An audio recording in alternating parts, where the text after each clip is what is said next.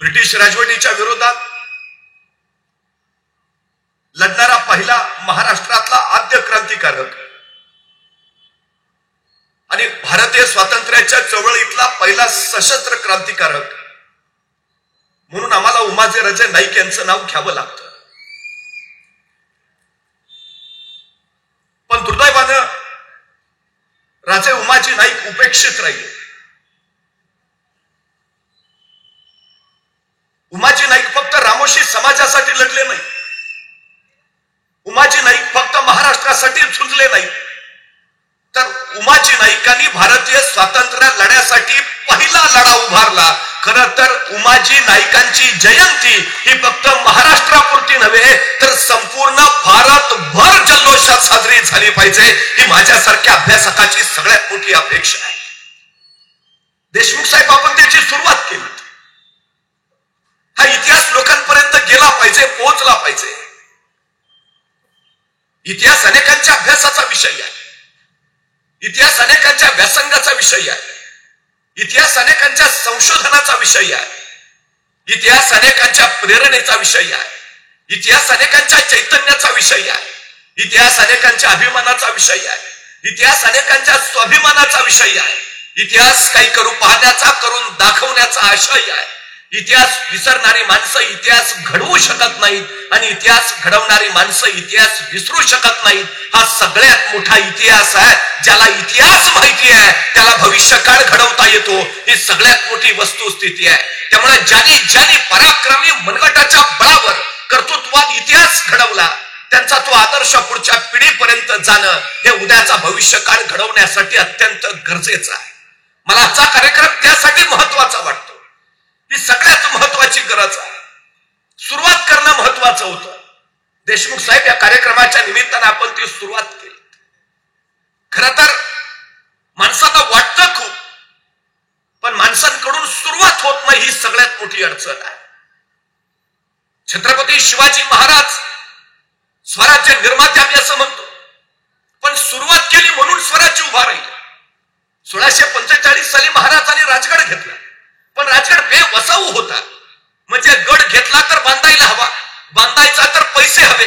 महाराजांकडे होते कुठं? मग महाराज असं म्हटले का, आता घेतला राजगड तर बांधला पाहिजे, बांधायचा तर फंड्स पाहिजेत, आहेत कुठे आपल्याकडं, मग कशाला घ्या, बघू फंड्स आल्यावर. महाराज थांबले नाही. महाराजांनी विचार केला, पुढचं पुढं घेऊन तर टाकू. 1645 ला राजगड घेतला, 1646 ला त्यांनी तोरणा जिंकला आणि तोरण्यावर महाराजांना सोन्याच्या मोहरांनी भरलेले 7 हंडे सापडले आणि त्या संपत्तीतनं महाराजांनी राजगड बांधून पूर्ण केला. महाराज सांगतायत तुम्ही सुरुवात करा, जगदंबा आशीर्वाद घेऊन तुमच्या पाठीशी उभा राहते. हल्ली आमची अडचण आहे, आमची पूर्ण सुरुवात करत नाही. परवा रात्रीच्या वेळेला मी निघालो होतो. एका डोंगराच्या पायथ्याला एक सद्ग्रस्त उभा होता. त्याला विचारलं, का थांबलाय? तो म्हणला, नाही, डोंगरावर जायचं आहे. म्हटलं, जा ना. मग नाही, अंधार आहे ना. मग मी माझ्या हातातला कंदील त्याला दिला. म्हटलं, जा आता. आणि मी निघून आलो. दुसऱ्या दिवशी पहाटे मी त्याच वाटेवर त्याच डोंगराजवळ आलो तर तो सद्ग्रस्त तिथंच उभा. म्हटलं, अरे वा, जाऊन आला वाटतं. तो म्हणला, नाही, गेलोच नाही. म्हटलं, का? केवढा अंधार आहे. अरे पण म्हटलं, तुला कंदील दिला होता ना. हो, दिला होता ना, पण त्याचा उजेड फक्त माझ्या पायापुरताच पडतोय, मला किती लांब जायचं आहे. अरे भल्या माणसा, तू चालायला सुरुवात तर कर, उजेड आपोआप तुझ्या पावलाबरोबर येत जाईल. पोचेल कोण? जो सुरुवात करेल तो. 1670 साली मराठा मोगल संघर्ष प्रचंड वाढला. मोगलांची फौज 2 लाख आणि महाराजांची 20,000. मग महाराज असं म्हटले का, त्यांची 2 लाख, आपली 20,000, डिपॉझिट पण राहणार नाही, कशाला अर्ज भरा? का महाराज म्हणले की त्यांचे 2 लाख आहेत, किमान आपली 1 लाख तरी करू आणि मग बघू लढायचं? महाराज म्हणले, पुढचं पुढं 20,000 आहेत ना, सुरुवात तर करू. महाराजांनी सुरुवात केली. याच 1670 ला महाराजांनी प्रबळगड जिंकला आणि प्रबळगडाची पाहणी करायला महाराज पालखीत बसून गडावर निघाले.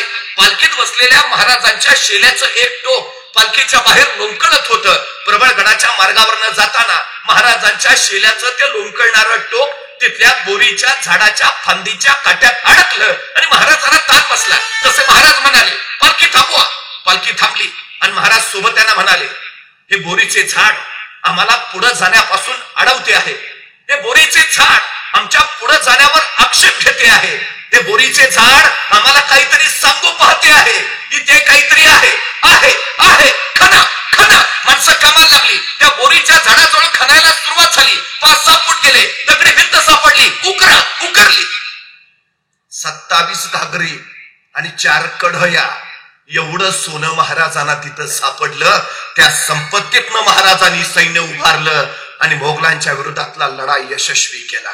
सुरुवात करा, ही सुरुवात फार महत्वाची असते. हाताशी काही नसताना महाराजांनी राज्य उभा केलं. म्हणजे शून्यातून विश्व उभा करणारे राजे म्हणून आम्ही महाराजांचा उल्लेख करतो. महाराज शून्यातनं राज्य उभा करतात आणि आमच्याकडे मात्र सगळं रेडीमेड तयार असताना आमच्या हातनं काही होत नाही. नाहीतर एखाद्याला ढाल द्यावी, तलवार द्यावी, एवढंच काय त्याला घोड्यावर घेऊन बसवावा, त्याच्या पुढे जाऊन त्याला रणांगणावर घेऊन सोडावा आणि मग म्हणावं लेका आता तरी लढ, तरी पट्ट्या निवांतच. अरे लढकी तुमचा लढू कसा? एक हातात ढाल आहे, दुसऱ्या हातात तलवार आहे, दोन्ही हात एंगेज आहेत, लढणार कसा? अरे मग निदान पळून तरी जा, पळून तरी कसा? घोड्यावर बसलोय दिसत नाही काय? जो बाजूने अडचण आहे आमची. मुंगी बघितली, मुंगी केवढीशी, तिचं डोकं केवढंच, डोक्यातला मेंदू केवढासा. पण त्या मुंगीला बरोबर कळतं कुठल्या गावातल्या कितव्या आळीतल्या, कितव्या घरातल्या, कितव्या खोलीतल्या, कितव्या कपाटावरच्या, कितव्या फळीवर किती नंबरचा साखरेचा डबा आहे. रस्ता दाखवावा लागत नाही, सांगावं लागत नाही. कणभर असते मुंगी, महिनाभरात मनभर साखर फस्त करते. अरे मुंगी ध्येय गाठत असेल, आम्हाला समाज म्हणून आमचं ध्येय गाठायला अडचण काय आहे? हा साधा विचार जो शिवरायांनी दिला, तो विचार तर आम्हाला घेऊन पुढे जायचा आहे. काय होतं महाराजांकडं? 13, 14, 15, 16 वर्षाची पोरं महाराज गोळा करायचे, दूरवर एखाद्या जंगलात जायचे, जंगलातल्या दाट झाडीत या पोरांना तलवारबाजीचा युद्धाचं प्रशिक्षण द्यायचंय. पण कुणाला नकळत, कुणाला कळणार नाही अशा बेतानं. आणि आपल्या जंगलात आज काय चाललंय ते बाहेर कुणाला कळू नये म्हणून शिवराजांनी जंगलाच्या बाहेरच्या झाडावर एक पोऱ्या उभा केलेला असायचा. त्याला सांगितलेलं असायचं, कुणी अनोळखी माणूस येताना दिसला की तू नुसता खुनेचा आवाज कर. तुझा खुनेचा आवाज ऐकला का मी तलवारी शमशीर लपवून ठेवतो आणि विटीदांडूचा खेळ चालू करतो, म्हणजे कुणाला कळणार नाही आपला आत काय चाललंय ते. त्या दिवशी शिवराजांचा खेळ रंगात आला होता. आपल्या सोबत त्यांना तलवारबाजीचा युद्धाचं प्रशिक्षण दिलं जात होतं. त्यावेळी जंगलाच्या बाहेरच्या झाडावर एक खुनेचं पोरग टेहणी करत बसलं होतं. त्याच वेळी त्याला दिसलं एक 15-16 वर्षाचं रांगडा पोरग येताना. तसं खुनेचं पोर ठरवलं, नीट निरगून बघितलं, येणार पोर अनोळखी वाटलं. तसं बसल्या जागेवरून त्यांनी हुबेहूब मोराचा आवाज काढला. मोराचा आवाज म्हणजे खून. शिवराजांना कळवायची की कुणी अनोळखी येतंय, सावध राहा. शिवराजांनी मोराचा आवाज ऐकला, आपल्या सोबत त्यांना सांगितलं, अरे तलवारी शमशीर लपवून ठेवा, विटीदंडूचा खेळ चालू करा. पोरांनी तलवारी लपवल्या, विटीदंडूचा खेळ चालू झाला. तोपर्यंत जंगलाच्या बाहेरच्या झाडावरचं ते खुनेचं पोरग टप्प दिशी खाली पडलं होतं.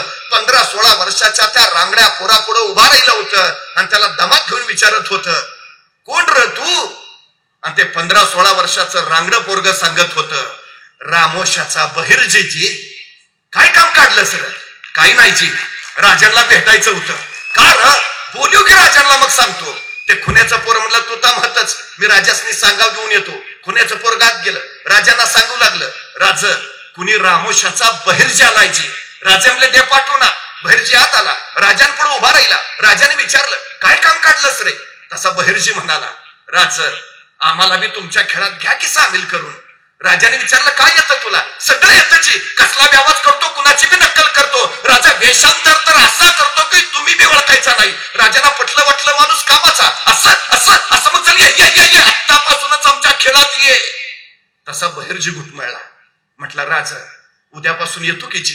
कारण नाही, बापाला सांगावा दिला असता राजा.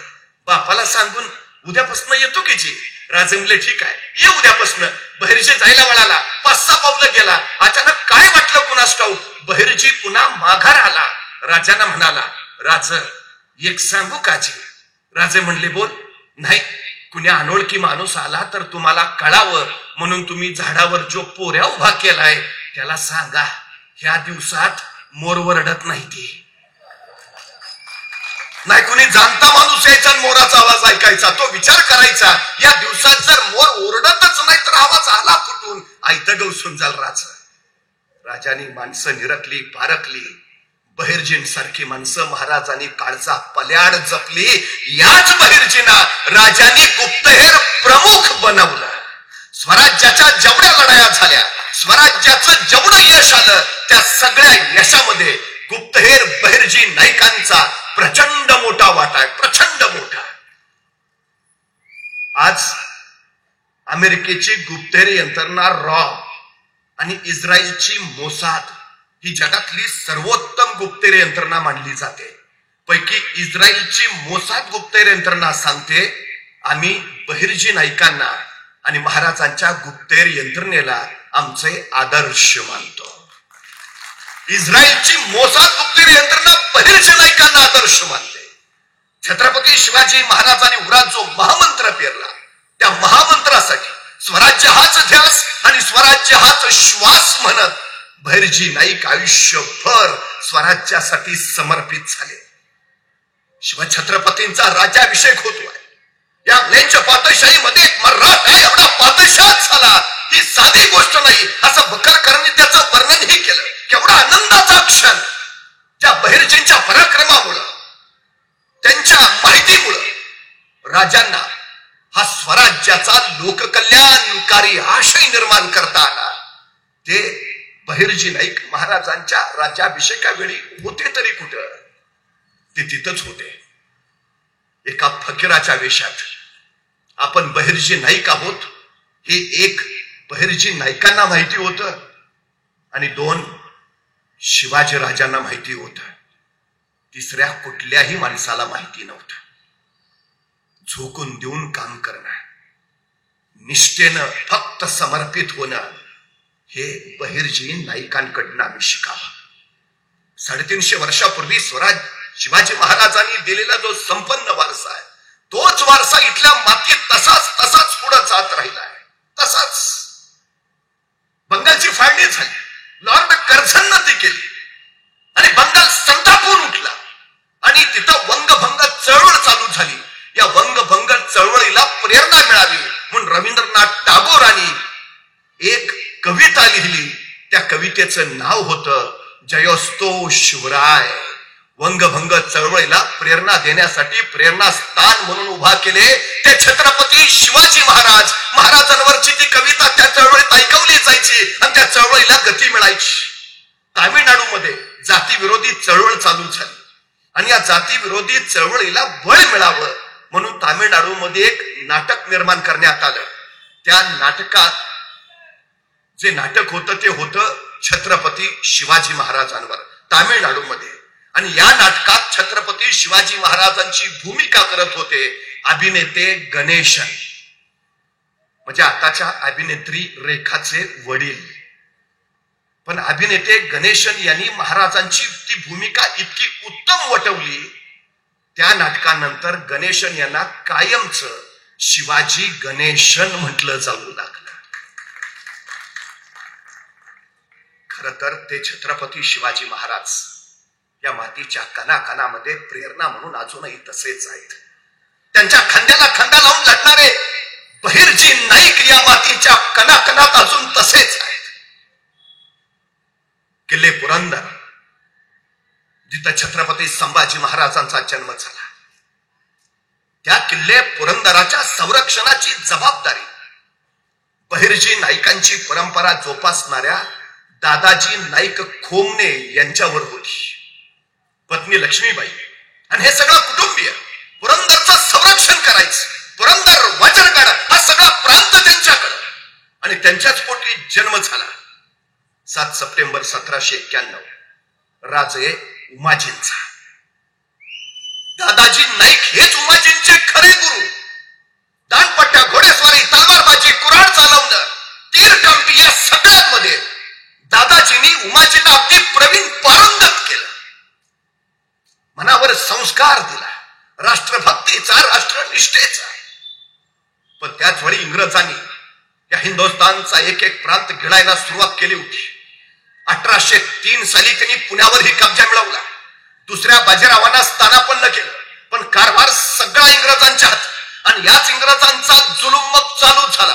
पुरंदरचे संरक्षण करते असणाऱ्या दादाजी नाईकांची ती जबाबदारी काढून घेतली गेली आणि अक्षरशः रामोजी समाजावर पुरती उपासमारीची वेळ आहे. करावं काय प्रश्न पडेल. भरल्या ताटावरनं कुणीतरी उठवावं असा रामोजी समाज जैरभैर झाला. पिढ्यानपिढ्या ज्यांनी परंपरेने या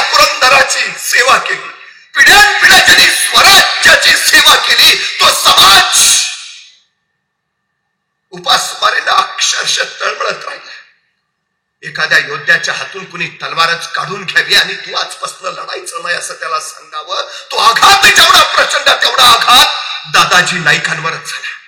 त्यांच्या उरातला तो सल उमाजींनी पाहिला आणि कडकडीत प्रतिज्ञा केली, माझ्या या देशावर मी परकीयांना राज्यच करू देणार नाही. इथून पुढचं माझं आयुष्य या देशासाठी समर्पित असेल. आणि उमाजी उभा राहिले. इंग्रजांच्या विरोधातल्या बंडाची पहिली ठिणगी राजे उमाजी यांच्या रूपानं या मातीमध्ये प्रकटली.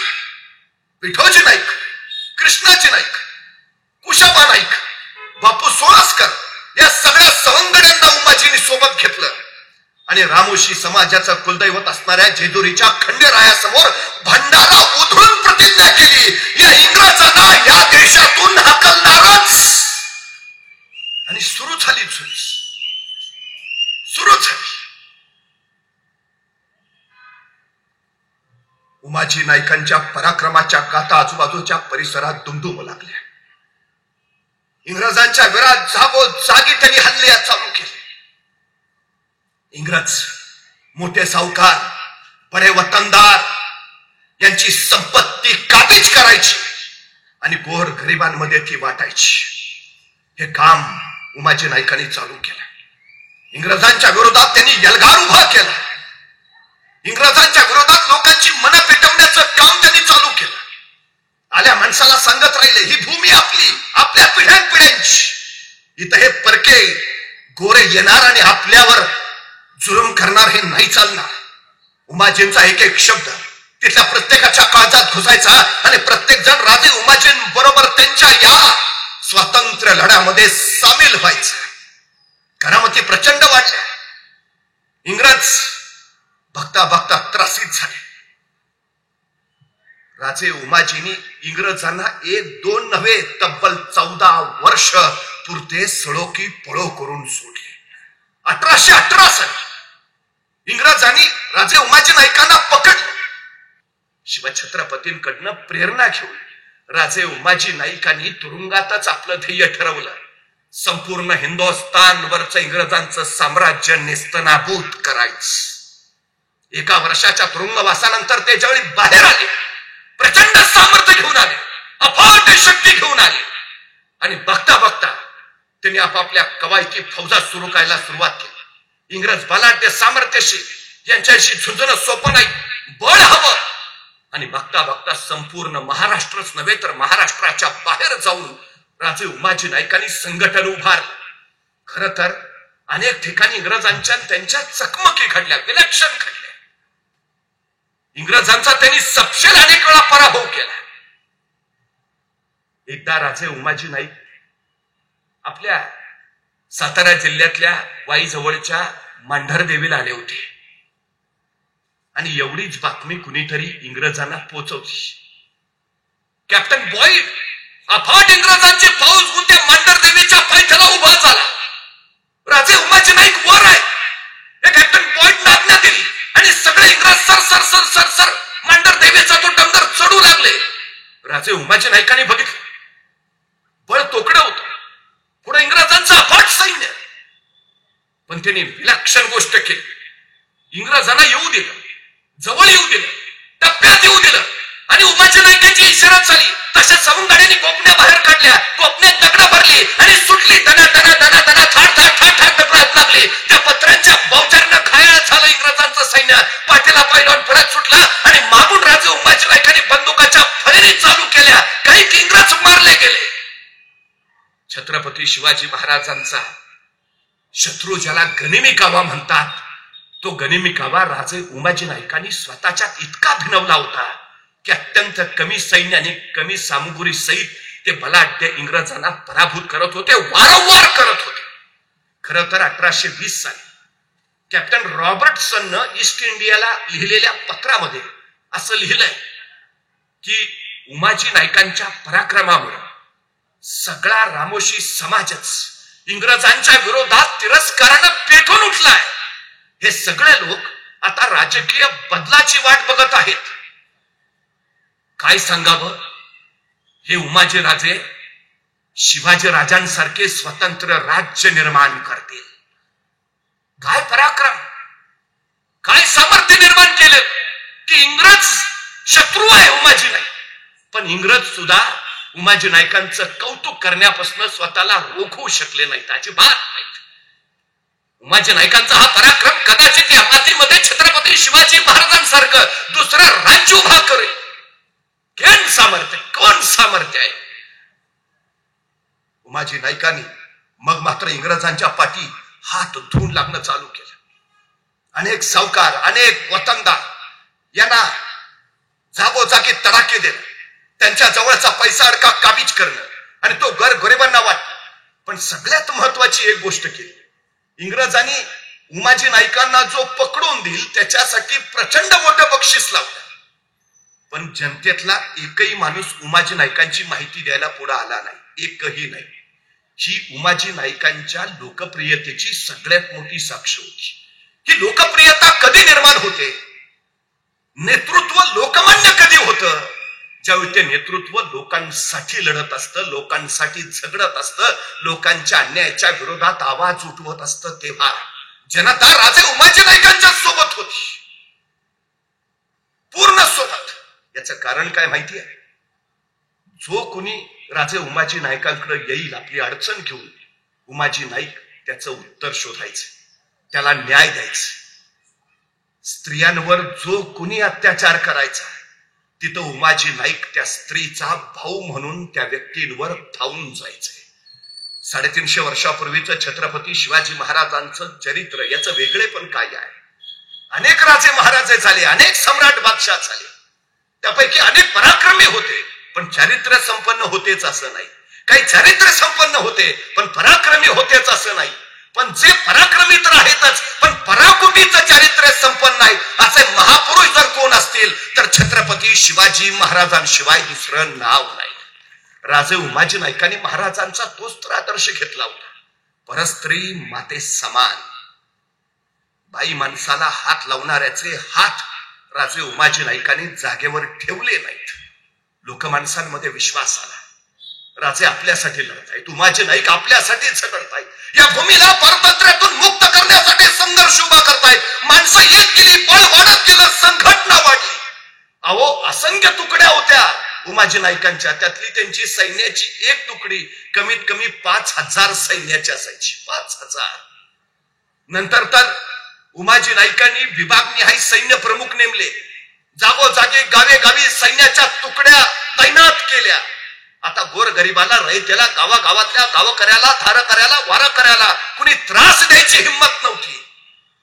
एक निखळ वातावरण राजे उमाजी नाईकांनी तयार करून ठेवलं. लोक इंग्रजांना जुमानेशी झाली आणि हेच इंग्रजांना अधिक खटकत होत, सगळ्यात जास्त खटकत होत.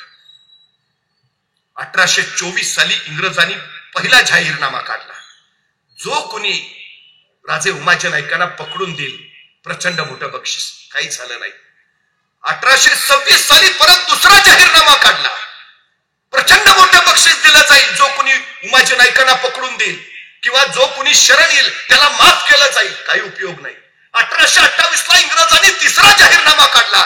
जो कोणी उमाजी नाईकांची माहिती देईल त्याला 5000 रुपये रोख आणि 200 बिघा म्हणजे 100 एकर जमीन दिली जाईल. 100 एकर जमीन आणि त्या काळातले 5000 किंमत प्रचंड होती. पण एवढी किंमत आणि 100 एकर जमिनी मिळत असून सुद्धा एकही माणूस उमाजी नाईकांची माहिती द्यायला पुढे आला नाही. एकही माणूस. केवढा विश्वास होता, केवढा, एवढं सामर्थ्य, एवढं बळ वाढलेलं. कोकणात गेले होते राजे उमाजी नाईक. इंग्रजांच्या कारभाराला कंटाळलेला सिद्धी नवाब जंजिराचा, त्यांनी राजे उमाजी नाईकांकडे मदत मागितली. काय बळ असेल.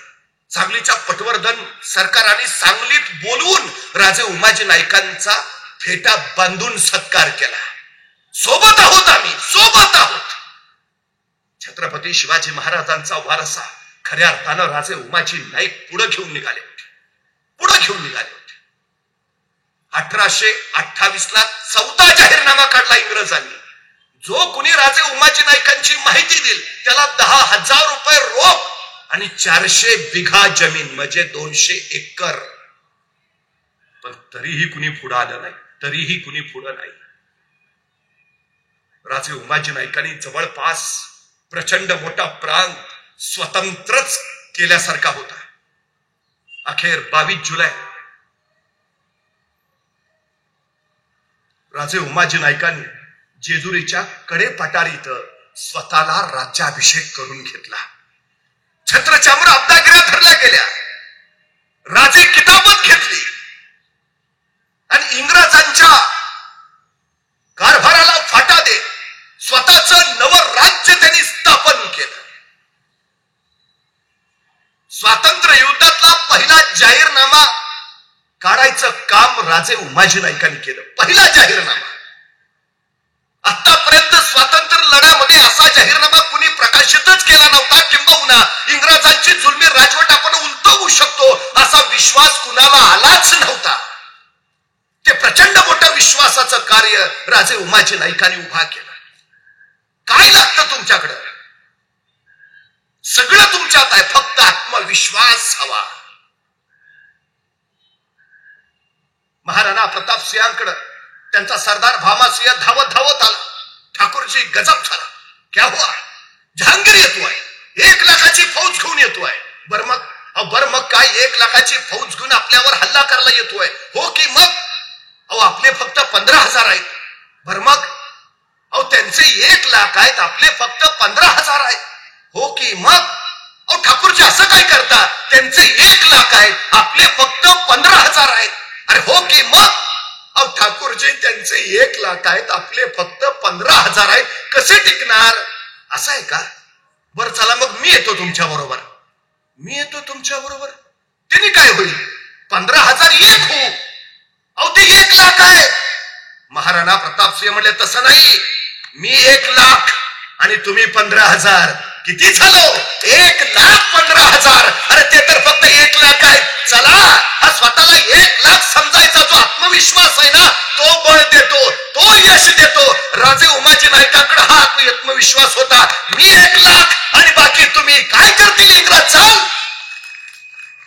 हा जो जाज्वल्यपणा आहे ना, त्या जाज्वल्यपणातून इंग्रज धास्तावले होते, पुरते धास्तावले होते. अफाट 3-4 वेळा त्यांनी राजे उमाजी नाईकांवर हल्ले केले. 3-4 वेळा लढाया झाल्या आणि त्या सगळ्या लढायामध्ये राजे उमाजी नाईकांनी इंग्रजांना धूळ चारली. पराभव.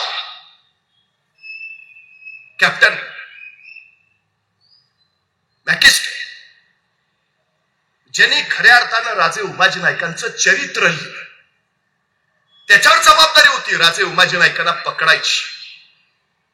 तो असं लिहितो की राजे उमाजी नाईक स्वतःच्या शौर्याच्या पराक्रमाच्या बळावर, आत्मविश्वासाच्या बळावर आणि लोकांमध्ये त्यांच्या प्रती निर्माण झालेल्या आपलेपणाच्या बळावर जणू राज्य निर्माण करते. इंग्रजांना आपला गाशा गुंडाळावा लागेल की काय अशी भीती आता इथं असणाऱ्या इंग्रजांना वाटू लागली आहे. काही करून राजे उमाजी नाईकांचा बंदोबस्त करावाच लागेल. हे कॅप्टन मॉकिटॉस लिहितो आहे. केवढी दहशत, केवढी भीती. सर्व जनता, सर्व लोक राजे उमाजी नाईकांच्या सोबत आहेत. इंग्रजांची ही राजवट झटकली पाहिजे, पारतंत्र्य घालवलं पाहिजे, स्वातंत्र्यासाठी सगळे लढायला तयार आहेत. हे सगळं ऐन भरात असतानाच आता भारतातून जावं लागतंय की काय अशी भीती राजे उमाजी नाईकांच्या पराक्रमामुळे निर्माण झाली असतानाच या मातीचं सगळ्यात मोठं दुखणं आहे. इथल्या गवताला जसे भाले फुटतात तशी फितुरीची बीज इथल्या खडकावर सुद्धा फार लवकर रुजतात. उघड्या मैदानामध्ये राजे उमाजी नाईकांना इंग्रज पराभूतच करू शकत नव्हते. म्हणूनच रणाच्या बाहेर राजे उमाजी नाईकांना पकडण्याचा डाव इंग्रजांनी आखला आणि याच मातीतला एक फितूर त्यांना मिळाला. त्यांना माहिती दिली आणि 1831 भोर तालुक्यातल्या उतरोली गावात राजे उमाजी नाईक बेसावत असताना पकडले गेले. प्रचंड बंदोबस्तामध्ये त्यांना पुण्याच्या मामलेदार कचेरीमध्ये आणलं. गद्दारी आहे ना, ती सगळ्यात घातक.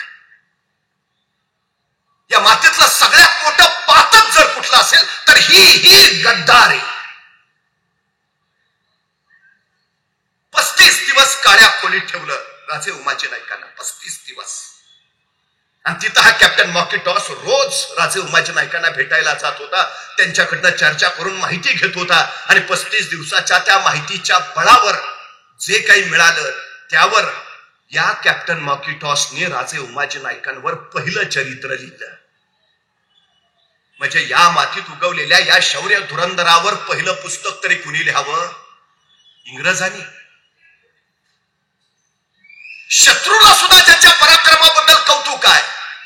हा कॅप्टन मॅकिटॉस असं म्हणतो की जर राजे उमाजी नाईकांना फाशी झाली नसती तर राजे उमाजी नाईक या महाराष्ट्राचे नव्हे, या देशाचे दुसरे छत्रपती शिवाजी महाराज ठरले असते. इंग्रजांना आमच्या माणसाची किंमत कळाली. चव्हाण साहेब, तुम्ही म्हटला तसं 75 वर्ष अजून आम्हाला आमच्या माणसाची किंमत कळाली नाही.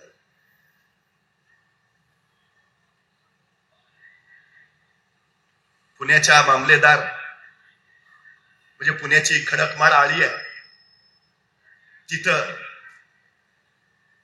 3 फेब्रुवारी 1832 राजे उमाजी नाईकांना फासावर चढवण्यात आलं.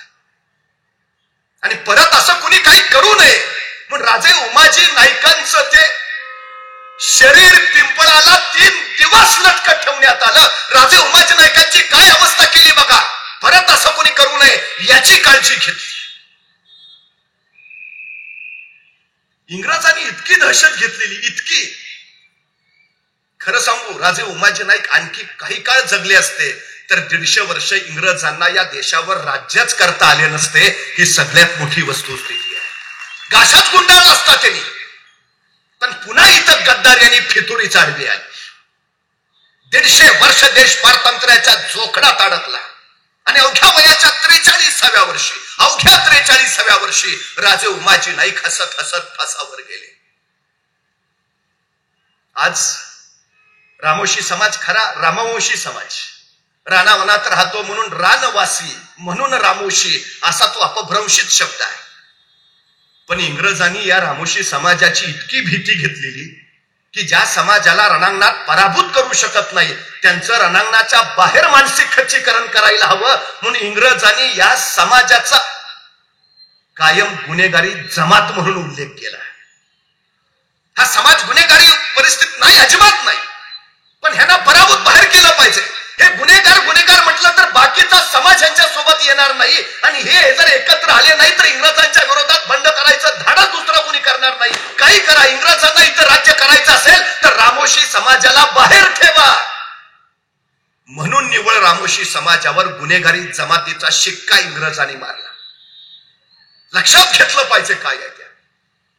नाहीतर गावगाड्यामध्ये 12 बलुतेदारातला महत्वाचा बलुतेदार म्हणून रामोशी समाजाचा आवर्जून उल्लेख केला जातो. महत्वाचा बलुतेदार. गावगाड्यात जबाबदारी काय तर गावचं संरक्षण करणं ही सगळ्यात महत्वाची जबाबदारी, गावचं संरक्षण करणं. दुसरी गोष्ट सांगू, रामोशी समाजासारखा निष्ठा राखणारा दुसरा समाज या मातीत नाही, अजिबात नाही. निष्ठा राखावी ती यांनीच, मग तो छत्रपती शिवाजी महाराजांचा काळ असो किंवा राजे उमाजी नाईकांचा काळ असो. उमाजी नाईकांच्या मृत्यूनंतर 13 वर्षांनी वासुदेव बळवंत फडकेंचा जन्म झाला. 13 वर्ष. इंग्रजांच्या विरोधात ज्यावेळी त्यांनी बंड चालू केलं त्यावेळी वासुदेव बळवंत फडकेंच्या बरोबर 300 रामोशीच होते आणि त्यांच्या सैन्याचा सेनापती होता दौलती रामोश. स्वातंत्र्याचा पहिला उठाव राजे उमाजी नाईकांचा, दुसरा उठाव वासुदेव बळवंत फडकेंचा आणि तो सुद्धा त्यांनी रामोशी समाजाला बरोबर घेऊनच केला. ही सगळ्यात मोठी वस्तुस्थिती आहे.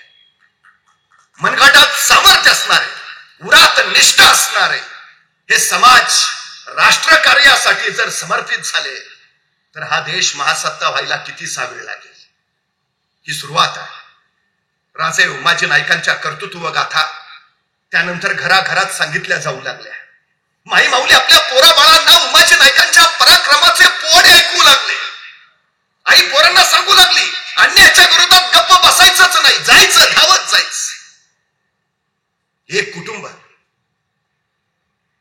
13-14 वर्षाचा एक पोराचं नाव होतं राम. आणि आईनं या रामला सांगितलं, राम बाजारात जा आणि थोडी कोथिंबीर घेऊन ये. एवढासा राम हातात आईनं दिलेलं ते नाणं घेऊन बाजारच्या दिशेने निघाला. चालता चालता बाजारच्या चौकात आला आणि समोरचं दृश्य बघून थिजल्यासारखा जागेवरच उभा राहिला. त्याला काही सुचेच ना. पुढे इंग्रजांनी इथल्या रैत्याला झाडाला बांधलं होतं. त्यांच्या उघड्या पाठवर चक्राचे फटकारे उडले जात होते. त्यांचा आक्रोश किंकाळ्या, सगळा चौक भारून गेला होता. हा एवढासा राम तिथंच थरथरत उभा राहिला. काही क्षणानंतर भानावर आला आणि आल्या पावली तसाच परत घरी गेला. आईनं विचारलं, राम कोथिंबीर कुठं आहे? आणि राम म्हटलं, आई अगं त्या बाजारच्या चौकात गेलो होतो. तिथे इंग्रजांनी आपल्या रैतेला झाडाला बांधलं होतं. त्यांच्या उघड्या पाठीवर चौकाचे फटकारे दिले जात होते. आई थिजल्यासारखा उभा राहिलो. तशी धाडक नाही कडाली. राम एवढं सगळं घडत होतं तेव्हा तू काय करत होतास? राम म्हणला, आई मी एवढासा, मी काय करणार? राम मी तुला उमाजी नाईक सांगितलेत. राम मी तुला छत्रपती शिवाजी महाराज सांगितले. विचारतोसच कसं की मी काय करायला हवं? राम जिथं अन्याय होतो तिथं त्याच्यावर धावूनच जायला हवं.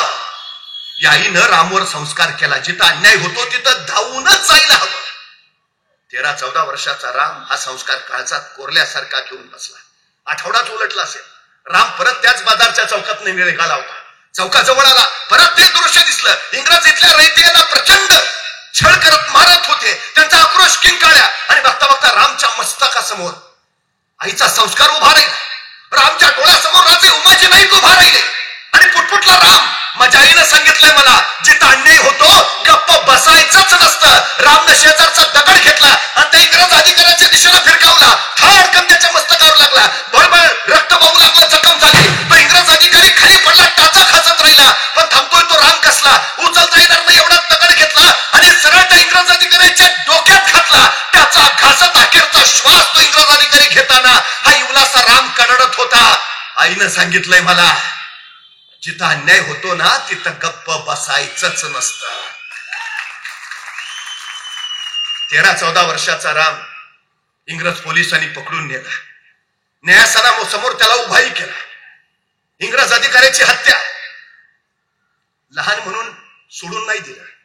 लहान म्हणून बालगुन्हेगार बनवून सुधारगृहात नाही पाठवलं. इंग्रज अधिकाऱ्याची हत्या. न्यायाधीशांनी शिक्षा सुनावली. मरेपर्यंत फाशी आणि पेनाचा नेम मोडला. 13-14 वर्षाचा राम कोठडीत गेला. एक एक क्षण, एक एक दिवस तिथं कंठू लागला. एके दिवशी त्या तुरुंगाचा अधिकारी रामकडे आला. राम उद्या तुला फासावर द्यायचा आहे. तुझी काही शेवटची इच्छा असेल तर सांग. आणि एवढासा राम म्हणाला, माझी शेवटची इच्छा एकच आहे. माझ्या आईला फक्त मला एकदा भेटायचं. तुरुंग अधिकाऱ्यानं तिच्या आईला कळवली आणि रामची आई रामला तुरुंगात भेटायला आली. पण आक्रोश करत नाही, माथा पिटत नाही, रडत नाही. माझा पोर आता मरणार म्हणून टाहो फोडत नाही. आली अभिमानी उरानं. देशासाठी निघालं पोर माझं, अभिमानी उरानं. आल्या रामला विचारलं, राम का बोलावलंस? आणि राम सर तिच्या आईच्या कुशीत शिरला. तसा रडायला लागला. आईनं विचारलं, राम रडतोस कसला? अभिमान बाळक, देशासाठी निघालायस, अभिमान बाळक. तसा राम आईच्या कुशीतनं बाहेर पडला. आई फासावर जातोय म्हणून नाही रडत. मग मला का बोलावलंस राम? आणि राम म्हणाला, आई लहानपणापासून तुम्हाला शिवाजी महाराजांच्या, उमाजी नाईकांच्या गोष्टी सांगितल्यास. लहानपणापासून रोज तू माझ्यावर एक एक संस्कार केलास. आई मी उद्या मरणार आहे. मरण्यापूर्वी तुझा एखादा शेवटचा संस्कार माझ्यावर व्हावा असं वाटलं म्हणून बोलावलं आई. आणि रामच्या आईचा हात रामच्या मस्तकावर घट्ट झाला आणि रामची आई म्हणाली, ऐक राम, शेवटचा संस्कार ऐक. राम मरताना, फासावर जाताना तुझ्या डोळ्यातून अश्रूचा एक थेंबही नाही आला पाहिजे. राम तू रडला नाही पाहिजेस. आणि सरकन ती आई तुरुंगाच्या बाहेर निघाली. संस्कार काय केला? मरताना तुझ्या डोळ्यातनं एकही अश्रू नाही आला पाहिजे. फासावर जाताना तो रडला नाही पाहिजे. 8-10 पावलं गेली असेल ती आई, तिनं माघारी वळून बघितलं. रामच्या दोन्ही डोळ्यातनं खळखळ अश्रू येत होते. संतापली, वैतागली, जवळली, सनकन त्या रामच्या कानाखाली वाजवली. लाज वाटते माझं पोर तुला म्हणवून घ्यायची. अरे आत्ता संस्कार केला, मरताना तुझ्या डोळ्यात पाणी नाही आलं पाहिजे. 4 पावलं नाही गेले, नेभरटासारखा रडायला लागलास. तसा इवलासा राम म्हटला, आई मरतोय म्हणून नाही रडत. आई मरणाची भीती वाटते म्हणून नाही रडत. आई फासावर जातोय म्हणून नाही रडत. आई मी रडतो एवढ्यासाठी इतरांच्या आया त्यांच्या पोरांवर जगण्याचे संस्कार करतात. त्या परमेश्वरानं मला अशी आई दिलीये जी माझ्यावर मरण्याचे संस्कार करते. आई त्या परमेश्वराला एवढंच सांगत होतो, आता पुन्हा जन्माला येईल तर याच आईच्या पोटी मला हीच आई आई म्हणून दे. आई मरणाच्या भीतीनं नाही, तुझ्या आठवणीनं डोळ्यात पाणी आलं. तुझ्या आठवणीत आईनं आपल्या पोराला घट्ट उरा शिकवताय. धन्य धन्य झाली कुस माझी. फासावर हसत हसत जाणाऱ्या राजे उमाजी नाईकांच्या आईंना, लक्ष्मीबाईंना कोण धन्यता वाटली असेल. देशासाठी गेला पोर, मातीसाठी गेला. त्या राजे उमाजी नाईकांच्या रक्ताच्या थेंबा थेंबातून इथं उगवतील असंख्य राजे उमाजी, जे उद्याचं विश्व घडवतील, उद्याचं स्वराज्य, उद्याचं सुराज्य उभा करतील. राजे उमाजी नाईकांना त्यांच्या विचारांना, त्यांच्या कर्तृत्वाला मुद्रा करत असतानाच त्यांचा विचार आमच्या आचारात यावा आणि राजे उमाजी नाईकांना जे अभिप्रेत आहे ते इथं निर्माण व्हावं. नाहीतर इंग्रज निघून गेले असले तरी पारतंत्र्य गेलंय असं काही म्हणता येत नाही. एकीकडे छत्रपती शिवाजी महाराजांचा जागर या मातीमध्ये होतो. महाराजांना मी आराध्य दैवत मानतो आणि त्याच महाराष्ट्रात छत्रपती शिवाजी महाराजांचा 8 महिन्यापूर्वी बांधलेला पुतळा कोसळतो. भ्रष्टाचारानं पोखरलेल्या व्यवस्थेचं हे इतकं वाईट दर्शन याच महाराष्ट्रात ज्यावेळी घडतं त्यावेळी आम्हाला वाटतं की या नव्या पिढीला इतिहास पुन्हा सांगायला हवा. आम्ही सांगायला हवं, छत्रपती शिवाजी महाराजांनी सिंधुदुर्गाचं बांधकाम करणाऱ्या सिंधुदुर्गाच्या बांधकाम प्रमुखाला बांधकाम कसं करावं याचं पत्र पाठवलंय आणि महाराज त्याला सांगतात, पायात शिस ओतलंय सिंधुदुर्गाच्या. हे शिस इंग्रजांकडनं घेतलंय. महाराज सूचना करतात, इंग्रज धूर्त, मापात पाप करतील, शिस नीट मोजून घ्या. किती बारीक गोष्ट आहे. महाराज किल्लेदारला सांगतायत, बांधकामासाठी लागणारी वाळू धुवून घ्या. वाळूला माती राहता कामा नये, कारण समुद्राच्या काठावरचं बांधकाम आहे. वाळूत माती तशीच राहिली तर लाटांच्या तडाख्याने माती वाहून जाईल आणि परत बांधकाम ठिसूळ होईल. ते पत्र तरी देशमुख साहेब यांनी वाचायला पाहिजे होतं.